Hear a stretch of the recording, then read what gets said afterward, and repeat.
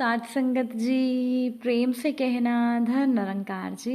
एक नई साखी के साथ स्वागत है आप सभी का आपके ही अपने चैनल पर। आज की साखी का विषय है प्रथम गुरु।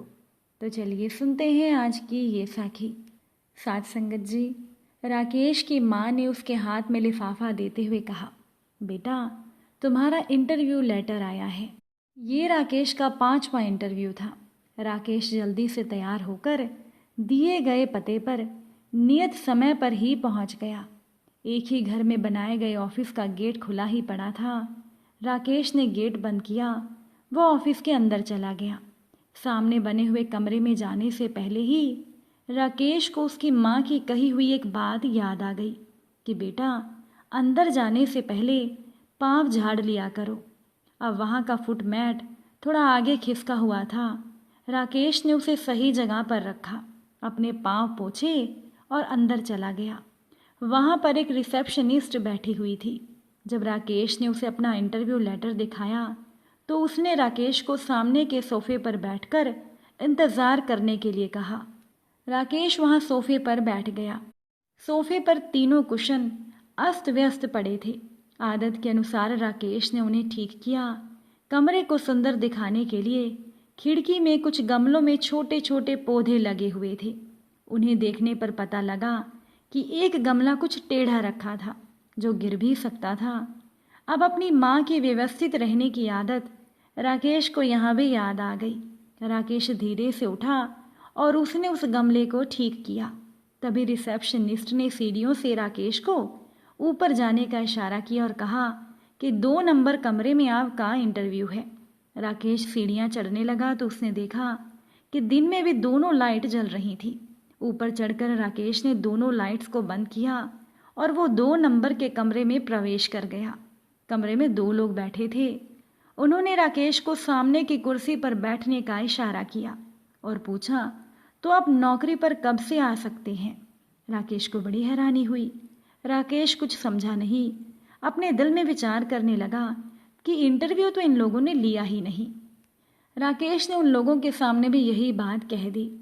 उनमें से एक व्यक्ति ने कहा, इसमें समझने की क्या बात है, हम पूछ रहे हैं कि आप कब से नौकरी पर आ सकते हैं। राकेश ने कहा, वो तो आप जब कहेंगे मैं तभी आ जाऊंगा, लेकिन आप लोगों ने मेरा इंटरव्यू कब लिया? वो दोनों सज्जन हंसने लगे।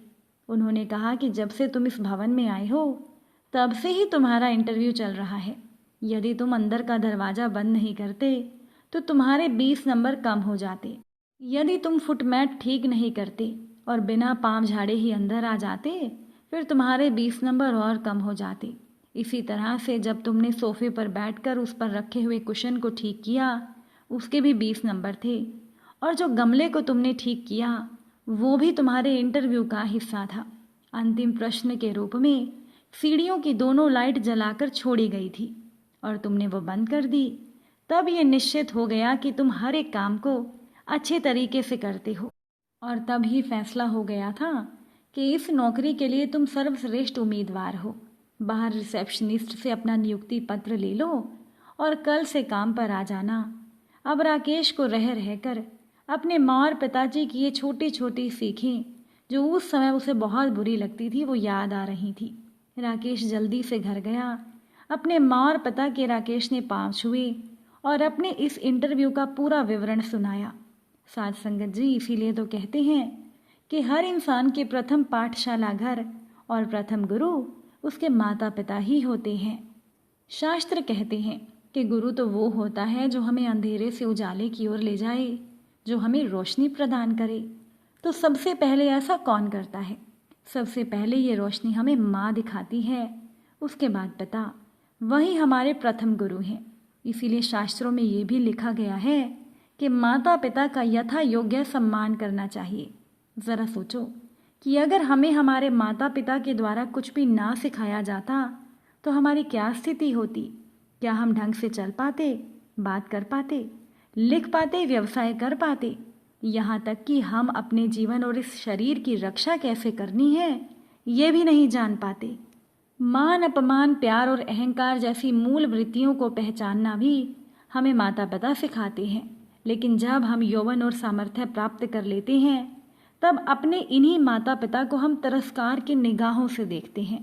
कई महानुभाव तो ये भी सोचते हैं कि अब हमें माता पिता की ज़रूरत ही क्या है। बूढ़े माता पिता यदि किसी कारणवश अस्वस्थ हो जाएं तो वो हमें बोझ लगने लगते हैं।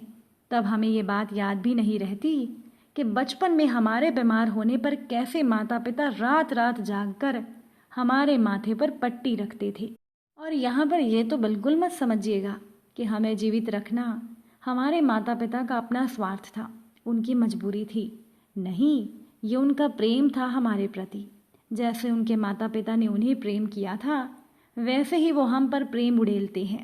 तो हमारे जीवन में आने वाले प्रथम गुरु तो हमारे माता पिता ही होते हैं। साथ संगत जी, इस संसार में जो भी व्यक्ति आता है वो कुछ ना कुछ सीखता है। अब इसके पीछे होता है उसके गुरु का हाथ। अब ये गुरु कौन है ये निर्धारित हम करते हैं।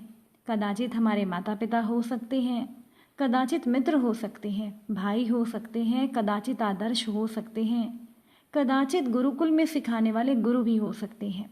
अब संसार की कुछ बातें ऐसी भी होती हैं जो कोई गुरु नहीं सिखा सकता, वो आपको समय सिखाता है।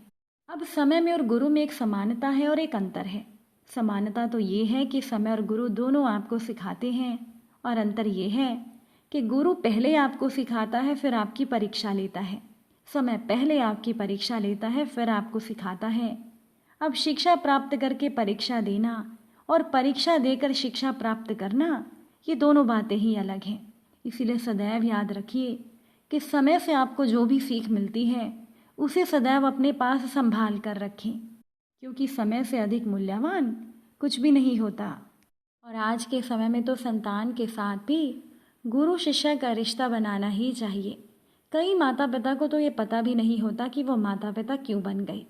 एक वर्ग इसको विवाह का परिणाम मानता है तो एक वर्ग कहता है बच्चे तो पैदा होते रहते हैं, हमारे भी हो गए। संतानों को सुख दें, उन्हें साधन उपलब्ध कराएं, इसमें कोई बुराई नहीं है। लेकिन ऐसा करते करते जब हम अति पर टिक जाते हैं तो हमसे ज़्यादा कीमत हमारी संतान चुकाती है। साथ संगत जी, आजकल के बच्चे माता पिता से जो मिलता है उसे अपना हक मानते हैं, इसमें कोई परेशानी भी नहीं है। लेकिन खतरा तो तब शुरू होता है जब वो इसे माता पिता की ड्यूटी मान लेते हैं, उनका अनिवार्य कर्तव्य मानने लगते हैं।